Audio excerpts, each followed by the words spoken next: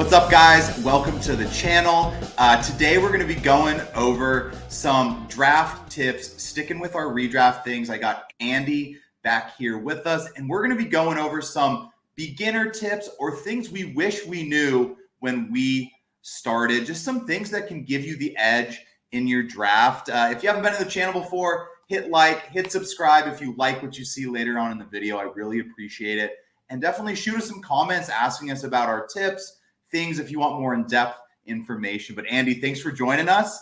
And we can get this kicked off, try to make this a little faster video. So the first tip I'm going to go off for me here, I'm going to start with this. And that's going to be, don't go solely off last year. Regression is real. So what I mean by that is if you're looking for points from your players in your fantasy league, don't just be sorting by last year's stats. Don't just expect what happened last year to occur again. Regression to the mean is basically just something that's going to happen. I mean, Josh Allen had 15 rushing touchdowns last year. He usually has 6, 7, 8, 9, 10 or something. It doesn't mean you can't draft him, but it does mean to kind of temper your expectations because we have to expect things to kind of go back to the mean. Yeah, I mean, just go back and look at fantasy finishes from 2 years ago, and you'll be like, wow, I did not realize that that guy was a top 12 wide receiver.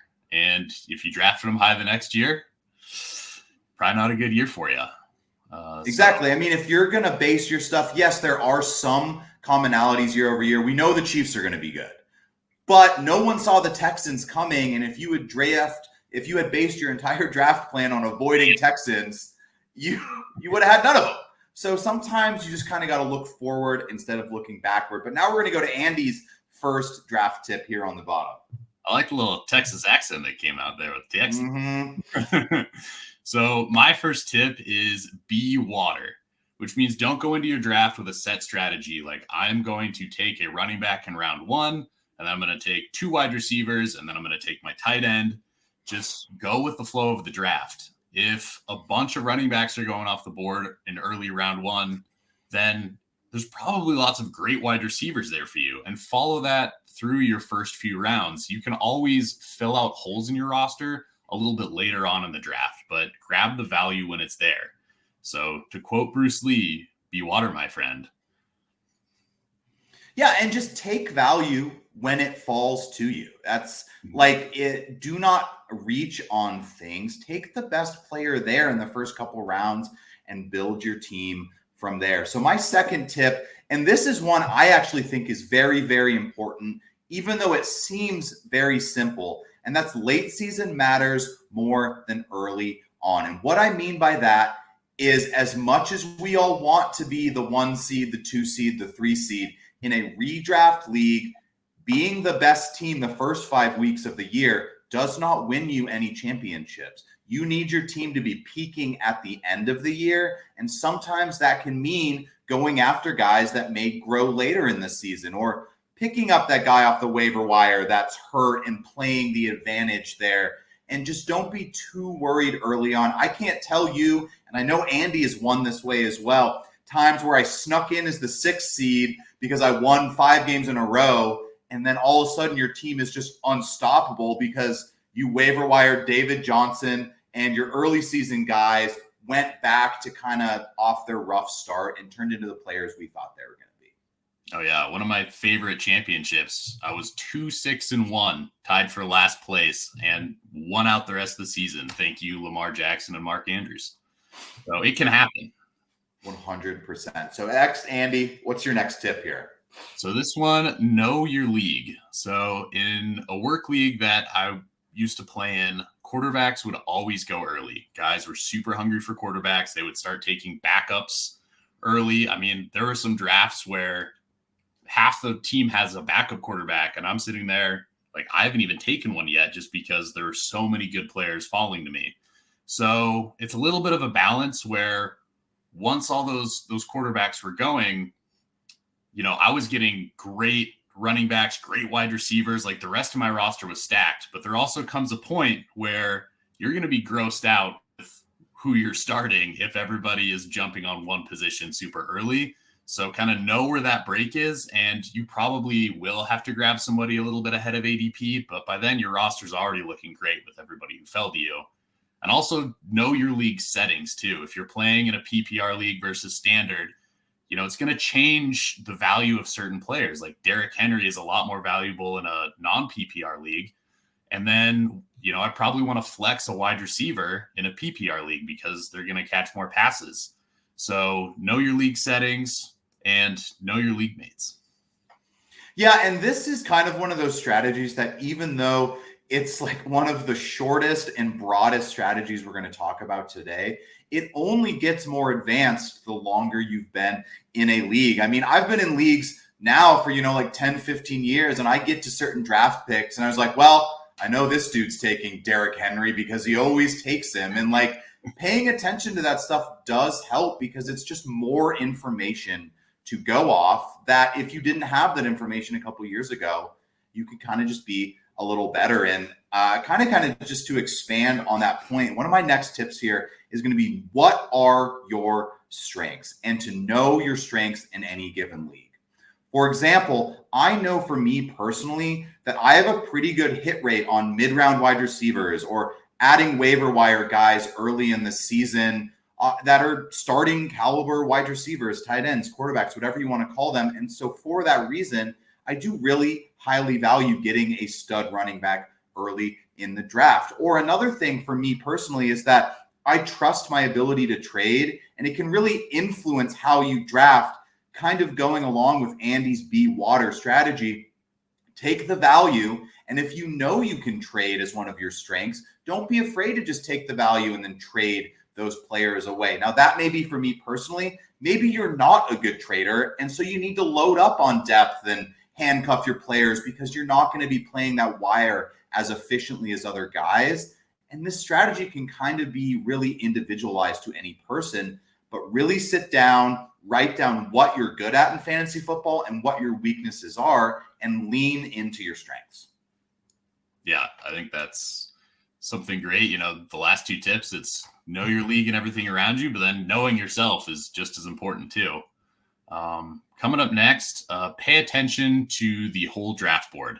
So don't just hyper focus on your team, but look to, especially if you're on the turn, look what guys have picked, in that gap between when it comes back around to you. Because if you're sitting there at 9 and teams 10, 11, 12 have all taken quarterbacks, you probably can wait and take a quarterback when it comes back to you, or tight end or whatever it is. So take the best player at a position that they might grab, because they're probably not going to make it back to you on the turn. So pay attention to how everything's going. Are people taking backups at certain positions?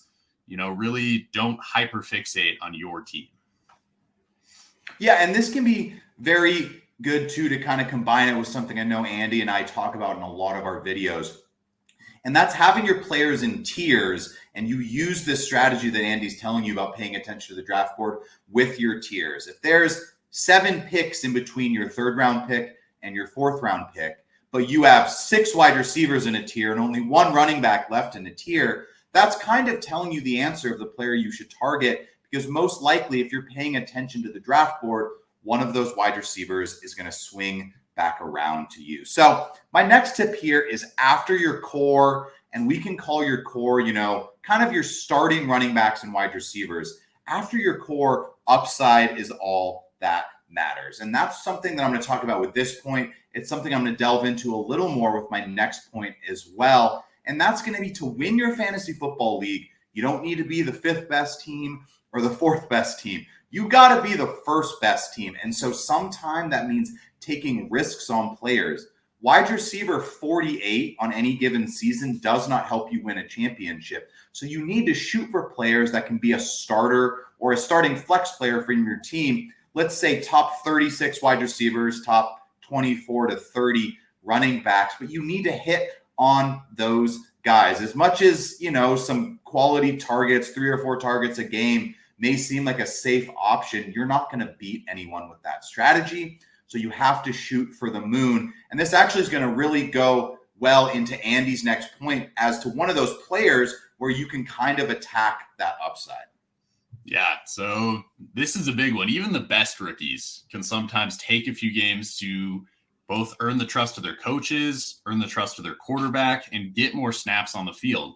I mean, my dad drafted Justin Jefferson his rookie year and dropped him after his first 2 weeks because he wasn't getting targets. He wasn't playing that much. And then week 3, he absolutely exploded and was a winner for fantasy football. So if you do draft rookies, don't be so quick to drop them if they don't produce in those first few weeks. Obviously, at a certain point, if they're not getting on the field, that is telling something as well.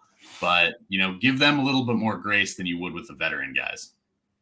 Yeah, and I think, too, when it comes to this rookie strategy, you can really integrate this into a couple points and tips that Andy and I have already kind of talk about. And that's going to be know your league and what are your strengths, right? If you know one of your strengths is holding on to a player and hoping for the best, draft rookies. But if you know that you're quick on the gun for dropping people, maybe attacking rookies isn't the best strategy for you as a draft strategy, and that's totally fine. I mean, you got to go in with an open mind, kind of like Andy said. And if you know you're not a guy that likes to hold on to someone for 5 weeks when he's doing nothing, maybe rookies aren't for you. But if you do draft them, like Andy said, please hold on to them. Yeah, and I would then hesitate to, I wouldn't draft like 6 or 7 rookies and then you're just holding on to all of them because you are going to need to cut somebody. So, know that they take time and know that you will have to drop people. So kind of plan accordingly with the rookies that you draft. So my next tip here, and this is going off my last point, which is upside is all that matters. And that's going to be keep stacking in mind. I know most people, if you're on YouTube in early August looking at fantasy football content, you may be a little more advanced and a little more obsessed like we are. But if you're just starting out, stacking is drafting usually a quarterback and then a wide receiver or a tight end from the same team. And something that I have always tried to simplify stacking as a good strategy and success to people that have really just started off and are like, well, why is that something I should be trying? The basic idea I like to explain it to is if you draft 2 people on different teams, you're betting on 2 different outcomes occurring to win your league, right? If I draft Joe Burrow and Calvin Ridley, I need the Bengals to be good and the Titans to be good for both of those players to exceed their draft position. But if I draft Joe Burrow and T. Higgins, I most likely only need the Bengals to be better for both of those players to outperform their draft position. Now, that can be risky because you're putting all of your stones in one container or whatever you want to call it. But that's what I was talking about with the upside, right? You don't need to be the 4th best team in your league. You need to win. And so you need to draft multiple players that outperform their draft position and their ADP when you took them. Yeah, and I like keeping all your stones in one container over eggs in one basket. I'm gonna remember that one. But no, I mean, stacking, like you said, it maximizes your upside. And if you want to be the best team, it's definitely a great way to go. Now, sometimes you can't always stack. Players get sniped. You don't get good options. So I wouldn't try to stack for the sake of stacking. But if you can, if it's a slight reach on somebody or you're deciding between 2 players, it's such a great tiebreaker that can give you a huge edge to win a championship. Yeah, tiebreaker is the perfect way I would describe it as well. If they're in the tier, attack them, and that's the tiebreaker. But I'm not reaching tiers usually to create a stack and target someone that I like less just because they're on the same team. So, Andy, what's your last tip for us today? Yeah, I think this is probably the most important one is practice makes perfect, which is mock draft, mock draft, mock draft.